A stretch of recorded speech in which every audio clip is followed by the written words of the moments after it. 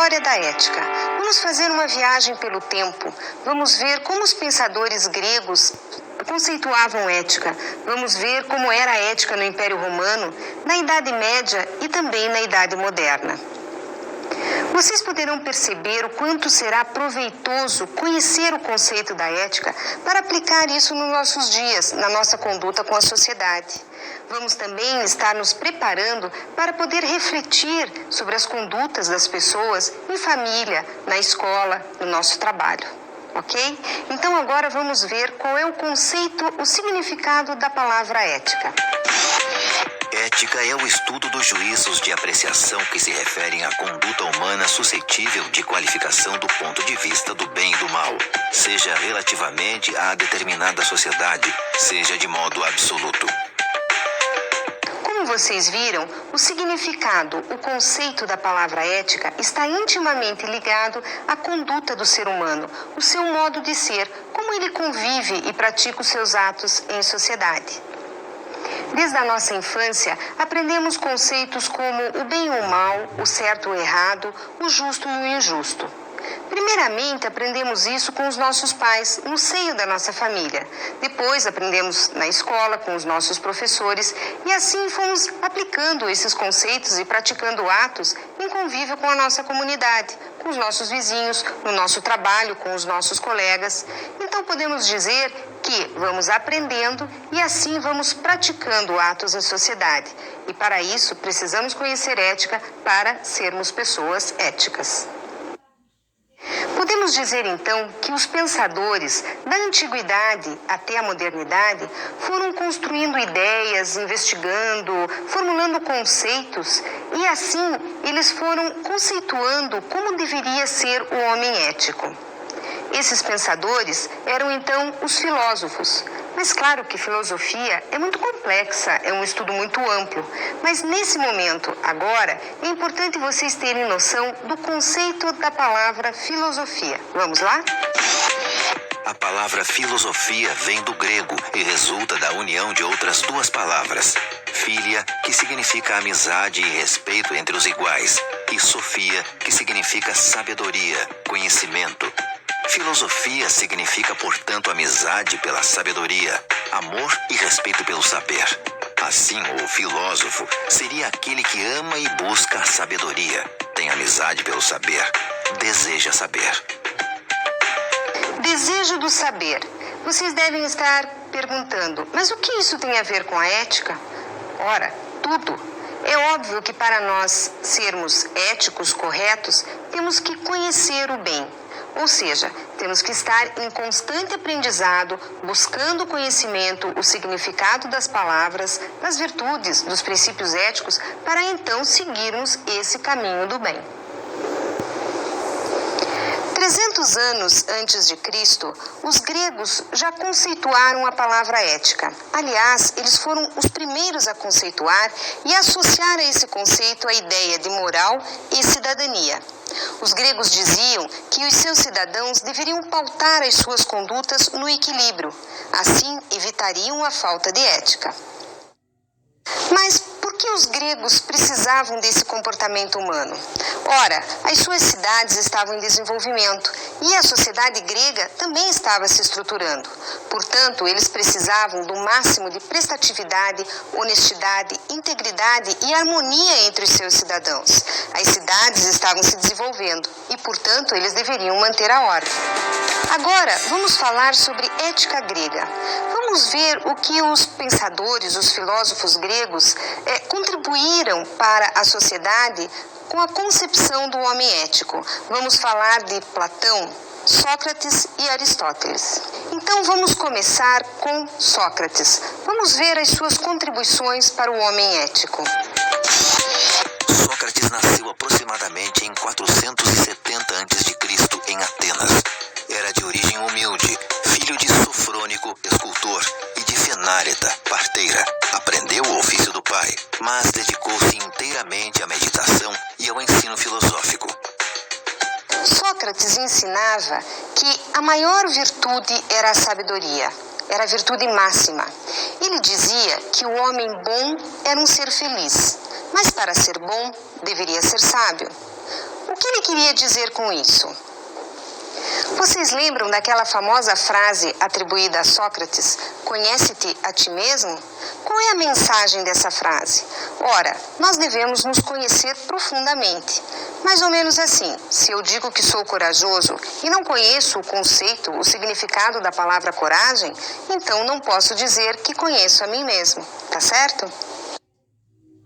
E aquela outra frase famosa também atribuída a Sócrates, sei que nada sei. O que ele queria dizer com isso? Sócrates era considerado, naquela época, o homem mais sábio da Grécia. Ele investigava, procurava conceitos, construía ideias e, mesmo assim, quanto mais ele sabia, quanto mais ele conhecia, ele dizia, sei que nada sei. Agora, vocês vão ver outras frases também atribuídas a esse filósofo e aproveitem para refletir e trazer essas frases para os dias atuais. Vamos lá? A palavra é o fio de ouro do pensamento. Sábio é aquele que conhece os limites da própria ignorância. É melhor fazer pouco e bem do que muito e mal.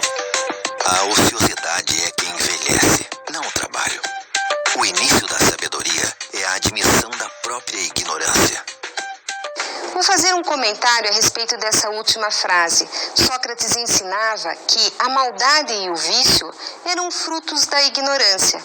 Vejam como ele tinha razão e isso é muito atual. Muitas vezes uma pessoa comete um ato falho, um erro, mas não tem consciência disso. E assim, quando alguém vem e lhe ajuda ensinando o caminho certo, com certeza essa pessoa não errará mais. Sócrates era de origem humilde e, mesmo assim, ele não cobrava pelas suas aulas que dava aos filhos ricos da aristocracia da Grécia. Sócrates preferia dar as suas aulas ao ar livre e por isso não fundou nenhuma escola. Ele ia passeando pela cidade, conversando com homens e mulheres e, principalmente, fascinando os jovens. E por que esse fascínio? Ora, Sócrates era irreverente. Ele ensinava ao ar livre, tinha liberdade de expressão e também fazia algumas críticas à democracia grega. Então, Sócrates foi mal interpretado e condenado a beber cicuta. Sócrates morreu acreditando na imortalidade da alma e optando pelo juízo da razão eterna. Agora, vamos ver os ensinamentos de Platão. Platão foi aluno de Sócrates e, como tal, anotava todos os ensinamentos do seu mestre. Sócrates dava aula ao ar livre, não escreveu absolutamente nada. Então, Platão é o responsável por até hoje chegar até nós todos os ensinamentos de Sócrates. Platão foi o segundo da tríade dos grandes filósofos clássicos, sucedendo Sócrates e precedendo Aristóteles. Nasceu em Atenas, aproximadamente em 427 a.C., e ao contrário de Sócrates, era de família abastada e aristocrática. Em torno dos seus 20 anos, conheceu e tornou-se amigo do filósofo Sócrates, a quem acompanhou até os seus últimos dias e de quem anotou os ensinamentos. Platão reproduziu os ensinamentos do seu mestre, Sócrates, através das suas obras em forma de diálogo. Para quem tiver curiosidade, a obra A República é uma interessante leitura a respeito. Agora, vamos falar sobre Platão e a ética. Platão ensinava que o homem ético era aquele que contemplava a alma. E o interessante era que Platão dividia a alma em partes, e para cada parte da alma correspondia uma virtude. Mas como era isso? Ele ensinava que a sabedoria correspondia à parte da alma da razão, da inteligência. A virtude do entusiasmo, da valentia, correspondia à parte da alma da vontade. E a temperança era a virtude que correspondia aos apetites do corpo. E a teoria das ideias de Platão? Vou explicar para vocês de uma forma mais simples. Platão ensinava que no mundo das ideias existia um modelo perfeito de homem, um modelo perfeito de um cavalo, um modelo perfeito de uma mesa.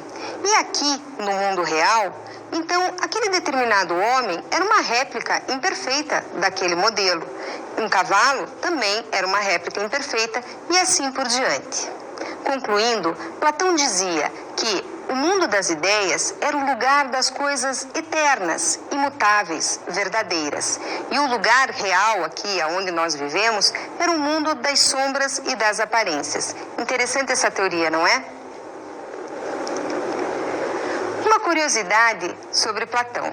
Platão fundou a sua escola de ensino superior, que era destinada ao ensino dos adultos, em Atenas, e denominou a Academia. Na academia, Platão aceitava e recebia as mulheres com a mesma igualdade e condições para a educação.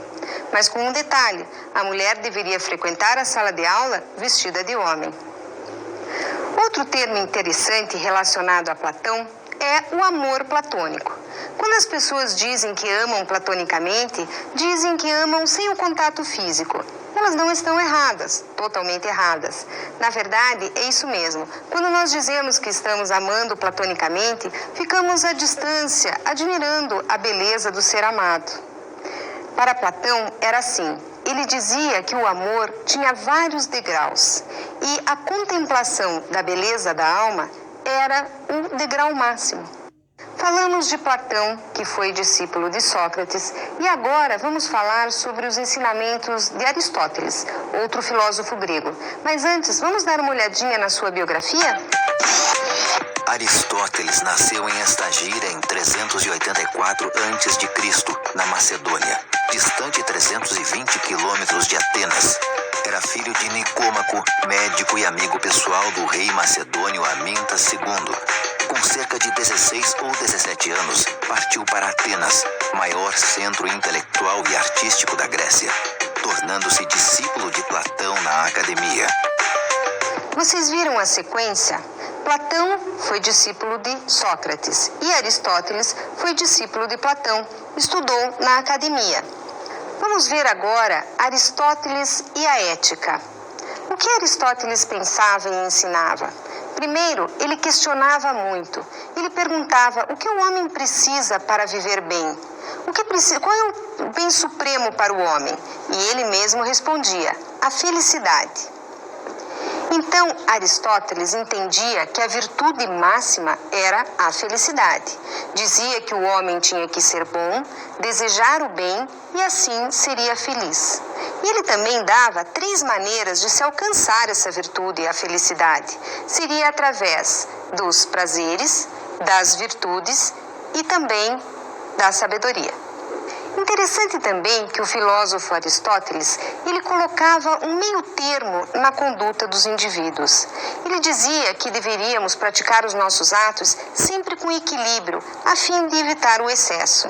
Por exemplo, ele dizia que a coragem é um meio termo entre a covardia e a temeridade. Eles ensinavam que a justiça também era uma virtude de grandeza. Era aquela que trazia o maior equilíbrio para a conduta das pessoas. Trazendo isso para os dias atuais, podemos lembrar de um juiz de direito. Quando ele vai proferir uma sentença e tem que dar um ganho de causa. Quando alguém entra na justiça, sempre ficamos perguntando: será que vai ganhar? Será que vai perder? Obviamente que se ganhar, será o justo, pois tinha direito àquela causa de pedir. E se perder, também foi justo, porque também não teria esse direito, ok?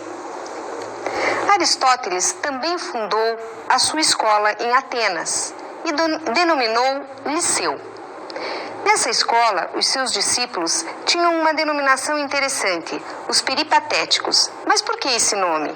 Porque eles ficavam em volta do pátio da escola, aprendendo os ensinamentos que seu mestre ministrava.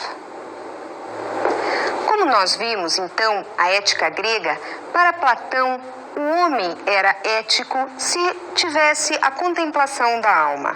Para seu mestre, Sócrates, ético era um homem que tinha sabedoria. E para Aristóteles, ético era um homem que era feliz. Agora vamos falar sobre a ética romana. Roma, de uma pequena cidade, se tornou um grande império da antiguidade. E dos romanos temos algumas heranças, como o direito romano e também a língua latina, o latim, que deu origem às línguas italiana, francesa, espanhola e portuguesa. Estamos agora há 2000 anos atrás, e no campo da ética, sabemos que os líderes romanos, naquela época, colocavam os seus interesses, os seus caprichos, acima do interesse do povo e do Estado.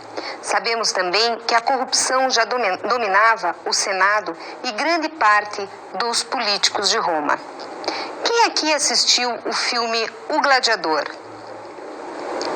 Quem assistiu esse filme vai lembrar de uma cena muito interessante quando falamos de comportamento ético. Um grande senador, um importante senador romano, nesse filme, usa o seguinte discurso: estamos tentando banir a corrupção de Roma. E isso há 2000 anos atrás. Vamos agora ver um pedaço, um trecho do filme do qual falamos? Sell slopes olives on the north. Wild ponies playing in my house. They tease my son. He wants to be one of them. When was the last time you were home? 2 years, 264 days, and this morning. I envy you, Maximus. It was a good home. Worth fighting for. There is one more duty that I ask of you before you go home. What would you have me do, Caesar? I want you to become the protector of Rome after I die. I will empower you to one end alone, to give power back to the people of Rome and end the corruption that has crippled it.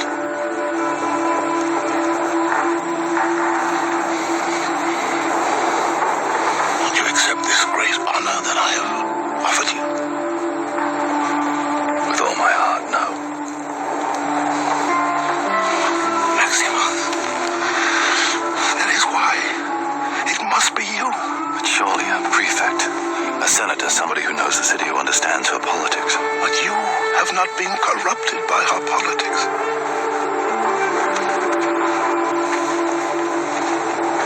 And Commodus? Commodus is not a moral man. You have known that since you were young. Commodus cannot rule. He must not rule. You're the son that I should have had. Commodus will accept my decision. He knows that you command the loyalty of the army.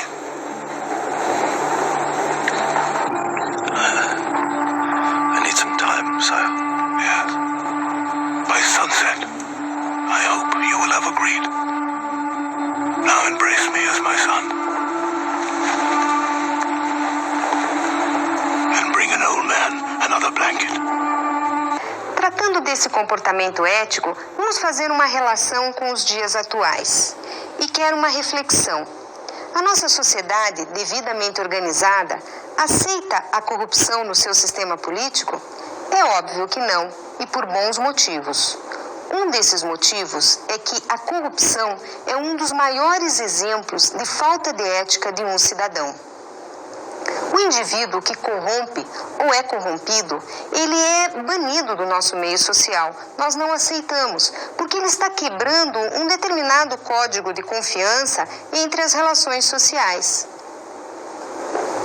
Quero também fazer uma outra reflexão. Alguém poderia me citar um benefício que a corrupção traz para o povo? Obviamente que a resposta é nenhum. Agora podemos citar um importante filósofo da época romana, Marco Túlio Cícero, e vamos conhecer um pouquinho da sua biografia. Entre os filósofos romanos da antiguidade, podemos citar Marco Túlio Cícero, que nasceu em Arpino em 106 a.C. e morreu em 43 a.C. Além de filósofo, foi também orador, escritor, advogado e político romano. Vamos falar sobre Cícero e a ética. Cícero, ainda muito jovem e na época de enfrentamentos políticos que Roma atravessava, ele foi estudar em Atenas. Passou um período lá aprendendo os ensinamentos dos filósofos gregos. E isso foi muito importante porque ele trouxe todo esse conhecimento para Roma, que também estava com as suas cidades em desenvolvimento e a sociedade também estava se estruturando.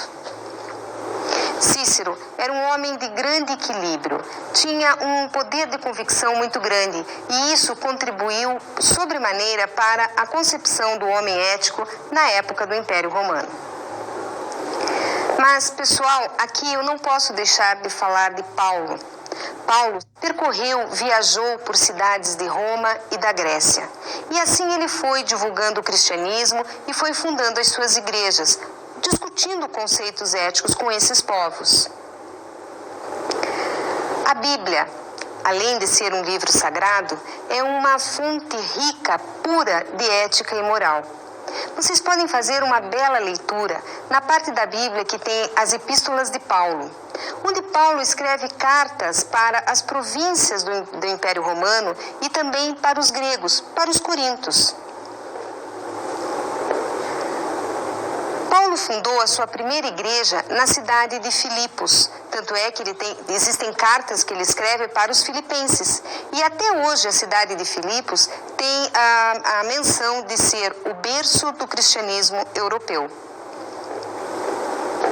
Vocês vão ver nessa leitura que Paulo discute conceitos éticos como o amor, o casamento, a família, a liberdade e a justiça. E além de tudo isso, ele coloca Jesus Cristo como um modelo perfeito de homem justo, correto e digno. Agora vamos falar sobre ética na Idade Média. A Idade Média se caracterizou pela invasão dos bárbaros, dos germânicos, sobre o Império Romano. Também a Idade Média se caracterizou pela supremacia da Igreja Católica. A Igreja detinha o poder. A Igreja, nessa época, no início da Idade Média, era responsável pela proteção e orientação espiritual da sociedade. Quem fazia essa orientação? Eram os monges que ficavam nos seus mosteiros rezando e estudando a Bíblia. Portanto, se tornaram pensadores, como Santo Agostinho e São Tomás de Aquino. Mas quando falamos em batalhas medievais, o que lembramos, na verdade, são daqueles guerreiros fortes com as suas espadas e os seus elmos. Mas deveremos saber que o motivo dessas batalhas estava na vontade, na ganância dos senhores feudais em aumentar as suas terras e, portanto, aumentarem o poder. Quando os muçulmanos conquistaram a cidade sagrada de Jerusalém, os cristãos então deram início às cruzadas, verdadeiras batalhas sangrentas que mataram milhares e milhares de pessoas e deixaram um grande rastro de destruição. Caminhando um pouco na história, quero citar para vocês São Tomás de Aquino e os seus ensinamentos e suas reflexões para a construção do homem ético da época. São Tomás de Aquino foi um frade, considerado o mais sábio dos santos e o mais santo dos sábios. Nasceu em março de 1225, no castelo de Rocca Sica, perto da cidade de Aquino, no reino de Nápoles, na Itália. Morreu em 1274. São Tomás de Aquino teve grande influência em seus ensinamentos porque ele associou os pensamentos dos filósofos gregos, principalmente Platão e Aristóteles, à doutrina cristã da época. São Tomás de Aquino e a ética. São Tomás, ele entendia que já existia uma união entre corpo e alma e já dava um fundamento de dignidade da pessoa humana. E vejam como isso é atual, porque a nossa Constituição Federal do Brasil festeja esse princípio fundamental, a dignidade da pessoa humana. São Tomás de Aquino defendia também o livre-arbítrio. Ele entendia que as pessoas deveriam ter o conhecimento do bem e do mal e das virtudes para serem pessoas corretas. Mas o mesmo São Tomás de Aquino entendia que não existia muita coerência entre as virtudes. Ele dizia o seguinte, que um cidadão poderia ser criminoso, pervertido, mas também poderia ser corajoso. Então, o que ele dizia? Que o homem, para ter equilíbrio nas suas condutas, deveria pautar os seus pensamentos, os seus atos, sempre na fé da revelação divina. Ele dizia que Deus era o legislador e os padres e monges eram os intérpretes das leis para a sociedade. Vamos falar agora sobre a ética na Idade Moderna. Estamos, então, no século XVI, na passagem da Idade Média para a Idade Moderna. E nessa época, a Igreja começou a sofrer algumas pressões de movimentos reformistas, principalmente dos protestantes. Eles entendiam, os protestantes, que a fé na revelação divina não era o que qualificava a virtude, e sim os próprios valores éticos. Nesse momento, então, podemos citar o alemão Martinho Lutero. Vamos ver um pouquinho da sua biografia? Martinho Lutero nasceu na Alemanha no ano de 1483 e fez parte da Ordem Agostiniana. Em 1507, ele foi ordenado padre, mas devido às suas ideias, que eram contrárias às pregadas pela Igreja Católica, ele foi excomungado. Casou-se com a monja Catarina von Bora no ano de 1525 e teve 6 filhos. Nesta época, a Igreja precisava de recursos para a manutenção dos seus exércitos e dos seus territórios. Alguns membros do clero da Igreja começaram então a vender indulgências. Era um verdadeiro comércio de perdão, e aí é que Lutero não concordou. Em 1510, Lutero esteve em Roma e percebeu então essa pequena corrupção entre os membros da Igreja, que consistiam em vender o perdão para o pecador através de pequenos pedacinhos de pano que diziam que era do manto de Cristo ou pequenos fragmentos de madeira que diziam ser da cruz carregada por Cristo. Lutero não aceitava essa conduta, era uma conduta antiética para a época. Por fim, o movimento de Lutero acabou influenciando muito na sociedade da época. E, além disso, nesse período, também o mundo sofreu muita transformação. O que aconteceu? A Revolução Científica, as viagens feitas pelos europeus às Índias, às Américas, enfim, muita evolução nessa época. Felizmente, novos filósofos da modernidade continuaram difundindo, resgataram ensinamentos e pensamentos, aquelas investigações feitas pelos gregos, eles acabaram retomando isso. Posso citar para vocês alguns desses pensadores modernos. Temos Hobbes, Descartes, Locke, Rousseau, Kant, Hegel, Nietzsche, Heidegger e Sartre. No campo da ética, hoje, estudamos muito acerca dos ensinamentos e das investigações desses filósofos da modernidade. Agora vamos falar da ética relacionada a outras ciências. Obviamente que essas ciências também vieram evoluindo e progredindo na sua história. Vamos relacionar a ética com a política. Quando nós falamos da era romana, nós comentamos a respeito da corrupção. E aqui eu quero levantar uma outra reflexão. Vejam, a grande preocupação nossa hoje é com o político que desvia o poder. Ou seja, ele é eleito pelo povo para ter uma vida pública, mas acaba beneficiando terceiras pessoas para quem fez promessas durante a campanha eleitoral. Pergunto para vocês, isso é ético no campo da política? Vamos falar agora da ética e a bioética. A bioética é um estudo multidisciplinar que envolve a medicina, a biologia e também a filosofia. Faço alguns questionamentos para vocês. Esse assunto, a bioética, trata da fecundação artificial. Pergunto até onde o progresso dessas pesquisas vai beneficiar a continuidade da família, a barriga de aluguel, a doação de sêmen e também um outro questionamento que está muito em voga hoje em dia, é a clonagem de seres vivos. Deixo esse questionamento para vocês. Falando Falando da ética e a sociologia. A sociologia trata do homem convivendo em grupo, em sociedade. Vou dar um exemplo aqui para vocês, vai ficar bem fácil de relacionar. Com a Revolução Industrial, a criação das máquinas tiveram muita aplicabilidade e aconteceu do homem levar as máquinas para o campo. Consequentemente, aconteceu a evasão rural, ou seja, muitas pessoas saem do campo, vêm para a cidade e aí ocorre o alto índice de desemprego, a falta de atendimento na saúde e na educação. Podemos relacionar também a ética com o direito. O direito regulamenta, ele é um ordenamento jurídico, muitas vezes com características de punição. Mas vejam só, o Código de Defesa do Consumidor, ele surgiu como uma resposta ao anseio da sociedade, porque os consumidores estavam cansados com as condutas antiéticas das empresas. Então, hoje, uma empresa tem as suas condutas, o seu comportamento regulamentado pelo Código de Defesa do Consumidor. Honestidade. Seja honesto em qualquer situação. A mentira é um vício, ainda mais se usada para adquirir vantagens pessoais. No mundo corporativo, especialmente em locais com grande volume de trabalho em equipe, não caia na tentação de supervalorizar as próprias capacidades para cair nas boas graças do chefe. Dê crédito a quem merece. Nem sonhe em aceitar elogios pelo trabalho de outra pessoa, pois cedo ou tarde, o autor da ideia será reconhecido e você ficará com a fama de desonesto e sem caráter.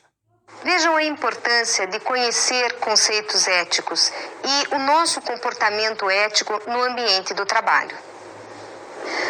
Vocês viram a importância do estudo da ética, de toda essa viagem que nós fizemos? Conhecer comportamento ético é muito importante, porque somos importantes no contexto social.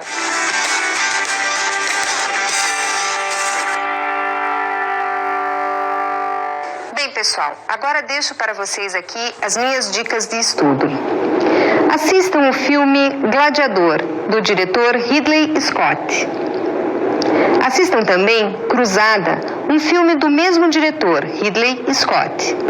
Bons estudos!